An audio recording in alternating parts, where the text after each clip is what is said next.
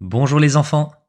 Grâce à l'intercession de Déborah, Marie et Joseph ont trouvé un toit, une étable.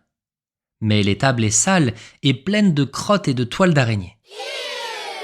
Déborah aide Joseph à nettoyer cet endroit pour le rendre digne d'un enfant, et pas n'importe lequel.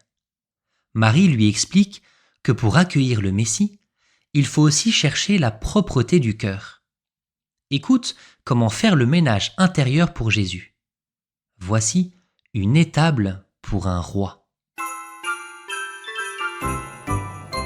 Il fait nuit, mais la lumière d'une étoile toute spéciale qui brille au-dessus de Bethléem éclaire le chemin. Déborah marche devant, tenant une petite lampe à huile. Derrière elle, Joseph avance lentement, soutenant Marie qui est assise sur un âne. Elle est épuisée et le bébé va bientôt naître. C'est ici.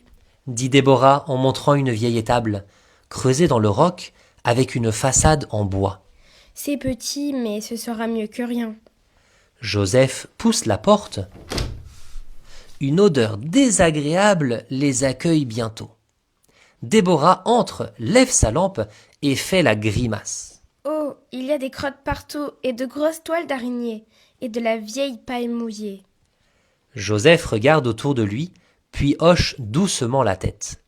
Il faut préparer cet endroit. Il faut que ce soit digne d'un enfant, surtout celui-là. Déborah fronce les sourcils. Pourquoi celui-là? Parce qu'il est le... Mais Joseph ne répondit plus un mot. Il retrousse ses manches et dit. Allons, on a du travail. Déborah court jusqu'à la maison chercher de quoi nettoyer. Elle revient avec une pelle, un seau, un balai, un chiffon et un petit pot d'herbe parfumée. Je vous ai apporté une pelle et un seau.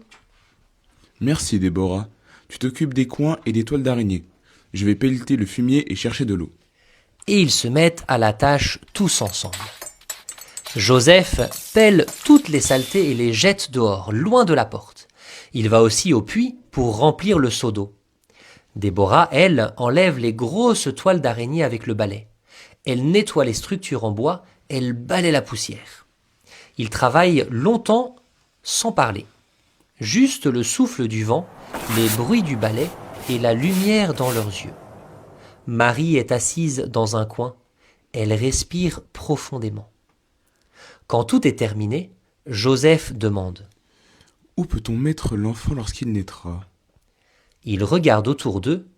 Il n'y a pas de berceau, pas de lit, seulement un sol froid et une mangeoire pour les animaux. Marie dit alors. Si nous remplissons la mangeoire de paille fraîche, je crois qu'il pourra garder au chaud l'enfant. Bonne idée. Et Déborah l'aide à cueillir de la bonne paille douce pour remplir la mangeoire. Marie est fatiguée et parfois son visage se crispe de douleur, mais elle est remplie de paix.